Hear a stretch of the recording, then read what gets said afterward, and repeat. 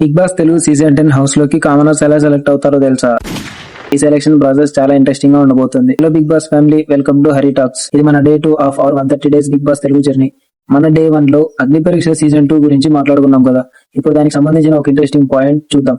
అగ్ని పరీక్షలో పార్టిసిపేట్ చేసే కామనర్స్ కి బిగ్ బాస్ తెలుగు 10 హౌస్ లోకి వెళ్ళడానికి ఒక ఆపర్చునిటీ ఉండబోతుంది. అఫీషియల్ టర్మ్స్ ప్రకారం పార్టిసిపెంట్స్ పర్ఫార్మెన్స్ ని కన్సిడర్ చేసి viewers voting and jury evolution ద్వారా ఫైనల్ కామనర్ కంటెస్టెంట్స్ ని సెలెక్ట్ చేయబోతున్నారు.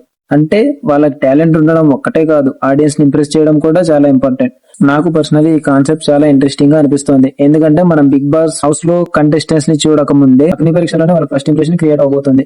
ఒక కంటెస్టెంట్ ఆడియన్స్ కి కనెక్ట్ అయితే హౌస్ లోకి ఎంటర్ అవ్వక ముందే వాళ్ళకి సపోర్ట్ స్టార్ట్ అయ్యే ఛాన్స్ ఉంది. కానీ క్వశ్చన్ ఏంటంటే, ఆడియన్స్ టాలెంట్ ని చూస్ చేస్తారా లేక ఎంటర్టైన్మెంట్ ని చూస్ చేస్తారా? మీ ఒపీనియన్ లో బిగ్ బాస్ కంటెస్టెంట్ కి ఫస్ట్ ప్రియారిటీ ఏంటి? టాలెంటా, ఎంటర్టైన్మెంటా? కామెంట్స్ లో చెప్పండి. డే 3 లో ఇంకో ఇంట్రెస్టింగ్ అప్డేట్ తో మళ్ళీ కలుద్దాం. Hari talks signing off.